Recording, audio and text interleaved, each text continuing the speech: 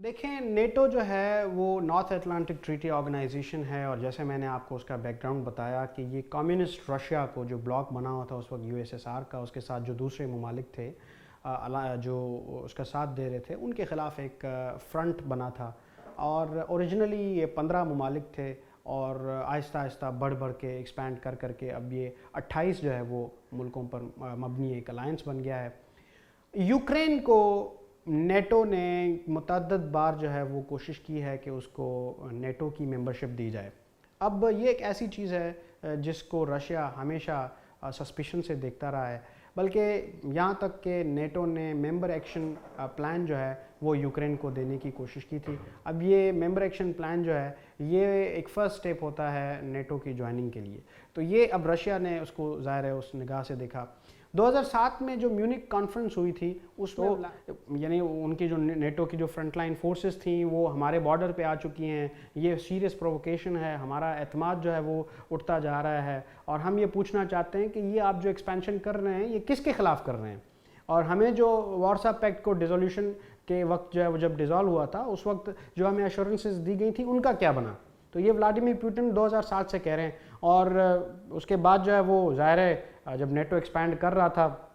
तो Vladimir Putin ने एक बड़ी सख्त स्टेटमेंट दूसरी भी जारी की थी कि अगर आप बाहर से हमारे अंदरूनी मामलात में दखल देंगे तो फिर कॉन्सिक्वेंसेस भी आपको फेस करने पड़ेंगे, और तारीख़ में इस तरह के इससे बड़े जो है वो कॉन्सिक्वेंसेस आपने पहले कभी नहीं देखे होंगे। तो ये बहुत एक बड़ी स्टेटमेंट है जो कि व्लादिमीर पुतिन ने दी थी। नेटो कंट्रीज़ आप देखें 1999 तक उसके अंदर तकरीबन थोड़े से ममालिक थे, बेल्जियम, कनाडा, डेनमार्क था, फ्रांस, आइसलैंड वगैरह था, नॉर्वे था, यूके और यूएस थे बड़े। फिर 1952 में ज्वाइन किया था उसको ग्रीस और टर्की ने, 55 में जर्मनी ने किया था, स्पेन उसमें आया था 82 में, और चेक रिपब्लिक, हंगरी एंड पोलैंड जो है वो 1999 में उसका हिस्सा बना था।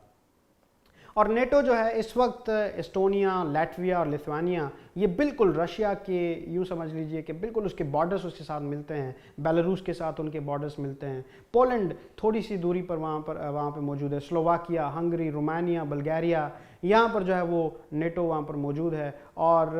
रोमानिया में और पोलैंड में तो यूनाइटेड स्टेट्स के मिसाइल शील्ड वहाँ पर मौजूद हैं, फोर्स इंटीग्रेशन यूनिट्स वहाँ पर मौजूद हैं, बैटल ग्रुप्स वहाँ पर मौजूद हैं अपना एस्टोनिया, लैटविया और लिथुआनिया में और पोलैंड में। तो ये अब इस तरह की सिचुएशन जब होगी तो वो जाहिर है रशिया जैसा इतना बड़ा मुल्क जो है वो उसको कैसे बर्दाश्त करेगा। अब इसके नेटो के जो एस्पायरिंग मेंबर्स हैं, यूक्रेन भी है उसके अंदर शामिल है, जॉर्जिया उसके अंदर शामिल है, बॉस्निया एंड हर्ज़गोविना उसके अंदर शामिल है, और फिनलैंड, स्वीडन और सर्बिया की बातें चल रही हैं कि वो नेटो का हिस्सा बनेंगे। तो एक बहुत बड़ा मिलिट्री अलायंस है जो कि रशिया के ख़िलाफ़ वहाँ पर ज़ाहिर है रशिया है, रशिया के साथ चाइना है, एक पूरा ईस्ट का इलाका है, पूरा एशिया का इलाका है, और वहाँ से ये जो वेस्टर्न कंट्रीज़ हैं एक अलायंस बना रहे हैं। तो एक सीरियस सिक्योरिटी थ्रेट्स तो बहरहाल मौजूद हैं रशिया के लिए।